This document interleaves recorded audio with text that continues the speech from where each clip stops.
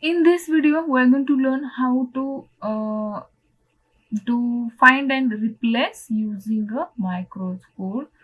So let's do it, or you can because every time you can't record macros because sometimes you change your data set, you have a different task, like every time you can't find and replace with the same letter.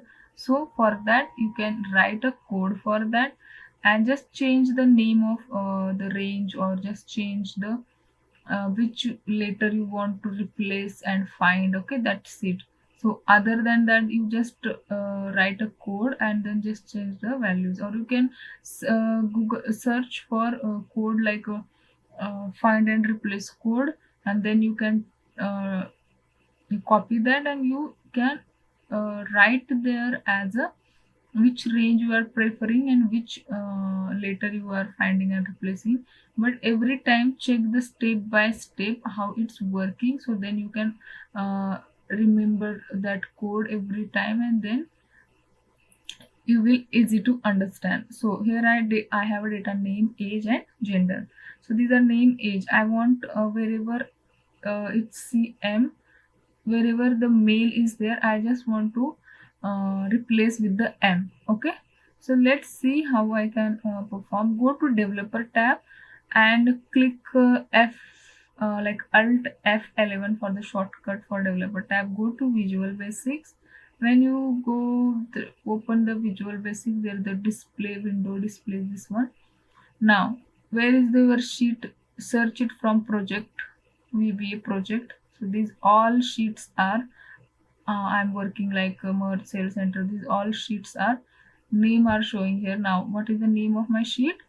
Find and replace, like find replace. Okay, this is, so click, right click on that, insert and create a module. So like insert a module, and then this module is showing here. So write your code here.